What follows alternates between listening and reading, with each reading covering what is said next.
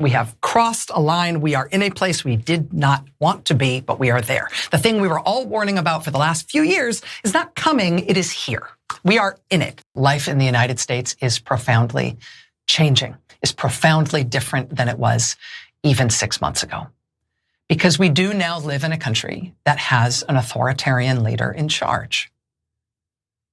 We have a consolidating dictatorship in our country.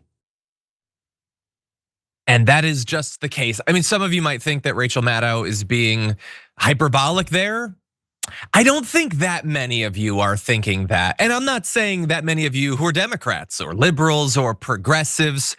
I think we all kind of understand where we're at. The only disagreement is if this is a good thing or not. Now, many Republicans might not want to go on Fox News and be like, this is a dictatorship, it's getting stronger, yay, huzzah. They won't say that, but that is what they want. And some of them will just out and out say it. We used to send, Schuster and Michael Shore to the Trump rallies, and they would say, I'm okay with a dictator if Donald Trump is the dictator, and way more think it than would ever say it. And so I don't think that she's being hyperbolic. I'm not some ridiculous Maddow stan who's constantly shoving it in your face. I mean, I've occasionally considered doing the show in Maddow cosplay. It just seems comfortable. It's a dark palette, matches everything.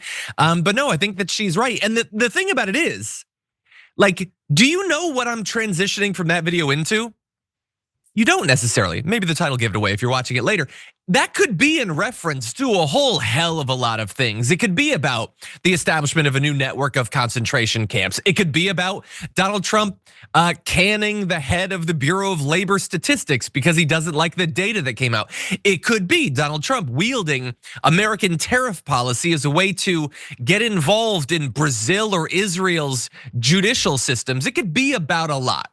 It's not about those things. It's about something arguably even more serious. It has to do with an internal memo that's being circulated inside the Department of Homeland Security that suggests that Donald Trump's use of the military inside of America's borders for immigration control or whatever excuse they're using could actually be getting worse. And we're gonna give you the details as soon as Google logs back in. So basically this memo lays out steps that are needed to persuade top Pentagon officials to get more serious about using the military again, not just at the border, but across American cities.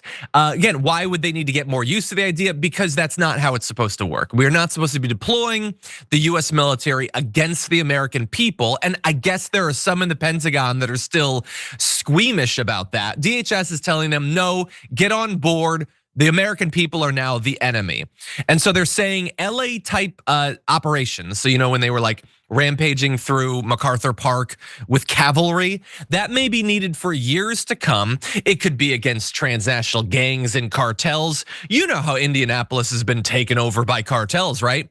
Or Al-Qaeda or ISIS cells, fighters operating freely inside of the United States. That's what we need this for. Now, of course, none of those are serious threats. Even if they did exist, they don't need the Marines to be deployed against them.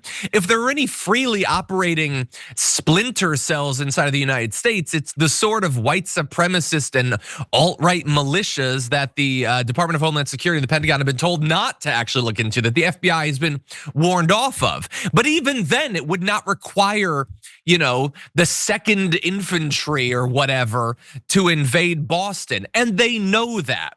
And yet they want to normalize the idea. And so the question remains, why? And we're gonna return to that. But there's an interesting detail to this. It's that memo was authored by Hegseth. Not Pete Hegseth, no, it's Philip Hegseth. It's his younger brother who's a senior advisor to Homeland Security Secretary Kristi Noem and is the DHS liaison officer to the Defense Department.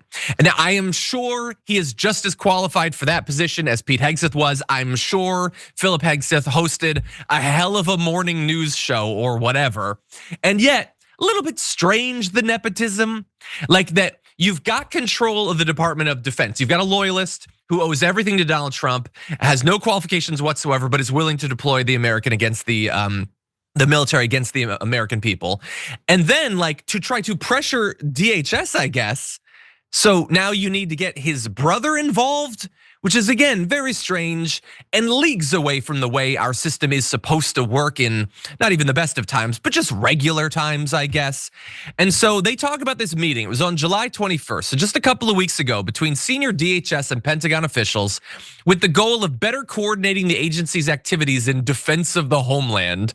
Due to the sensitive nature of the meeting, minimal written policy or background information can be provided in this briefing memo. So again, they're now taking the idea that there could be a gang and we need to coordinate for defense of the homeland as if MS-13 is about to gain control of the middle of America or something.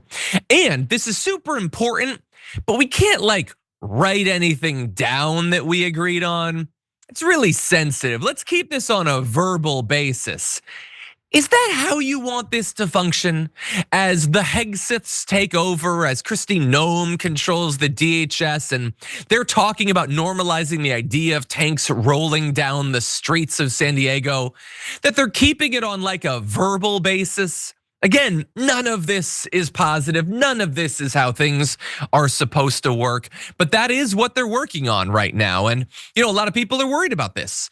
And so we go to a spokesperson for the DHS. I mean, they're there to explain things to us, to reassure us. And so Tricia McLaughlin, the spokesperson for the DHS, was asked for a clarification about what this memo was about, and she declined to comment. She's the spokesperson. Literally her entire job is to comment. But she has apparently been told, not on this, not on this, okay? DHS, DOD, they're gonna talk it out. Don't write anything down, okay? This is really crucial, don't write anything down. And when you're asked about it, we got nothing to say about it. It's just that the gangs are so dangerous. There's so many immigrants. I mean, as we're gonna move on to in just a few minutes, they're apparently like having trouble finding enough undocumented migrants to deport. Like they can't meet the numbers. And yet at the same time, gotta get the Marines in there. Gotta get the Marines in there. I mean, all their cover stories don't make sense. It's not for the immigrants. It's not for the gangs. So what is it for? Why is it that they need DHS and Department of Homeland and the DOD to get used to the idea of deploying troops? If it's not for the migrants and if it's not for the gangs, what would it be for? And I don't know, maybe there's some big event that's gonna be happening next fall across the country. And some of the areas involved in that event, they wanna have control over. Maybe it's something to look into. If you enjoyed that, then make sure that you never miss another video by subscribing. And if you want a little more, consider hitting the join button and becoming a member. So you're probably wondering, why would I do that? Well, when you do that, you get access to bonus content that I make every single week, and it's a lot of fun. You get custom emojis and more. If you join at tier 3, by the way, you even get access to a monthly member hangout with myself. And you'll get all that going forward, but you'll also unlock years of the back catalog that is literally 100 or more bonus clips and top 10 lists and debates and more. So what are you waiting for?